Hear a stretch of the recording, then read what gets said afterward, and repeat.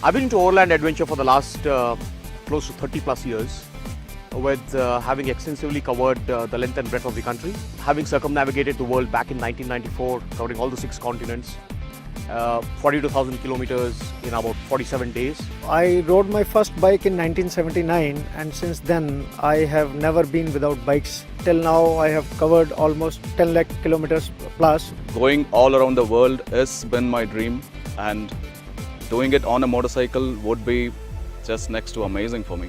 This adventure will take us across some of the most beautiful terrains the American continents have to offer. So the whole distance is about 50,000 kilometers across 4 months, 3 Indian motorcycles, and supported by a whole lot of Indians.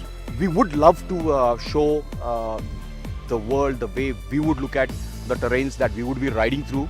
We have the James Dalton Highway, which is the world's 6th most dangerous road in the world. The Dempster Highway is a fairly untouched road by most of the overlanders who reach North America. Then we have the Baja Desert, which itself is a challenge for motorcycling enthusiasts.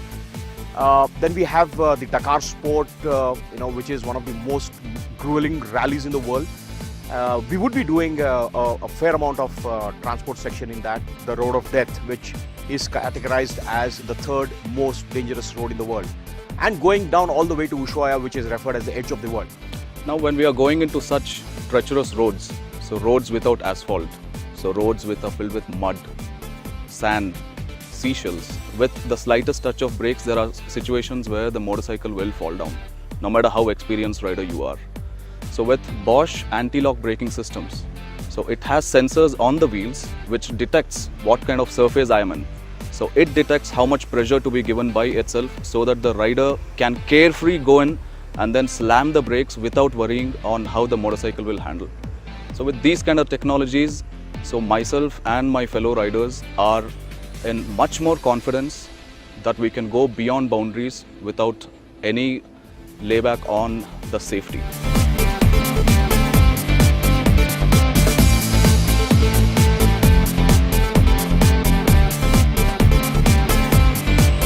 The whole ride would include the Arctic Circle, which is the Prudhoe Bay or Dead Horse on the American side.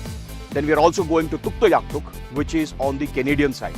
So we are trying to attempt to touch both the Arctic Circle points in the North American continent, and coming down all the way down to Ushuaia, which is the edge of the world, which is almost kissing across into the Antarctic Circle.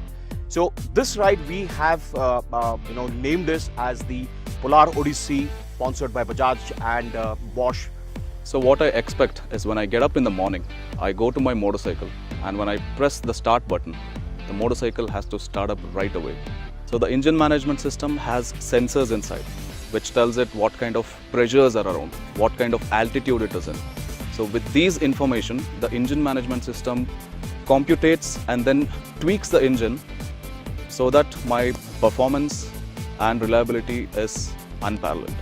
This ride is more special to me since we want to show to the world that we are riding the regular commuting Indian bikes, and the Indian bikes are no less than these bikes, super bikes, or the big bikes which the people know they are capable of doing such kind of terrains which we would be doing.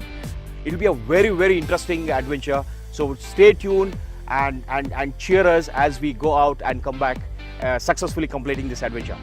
Come join us. On an amazing journey of a lifetime, the Dominar Polar Odyssey Arctic to Antarctic. Driven by Bosch.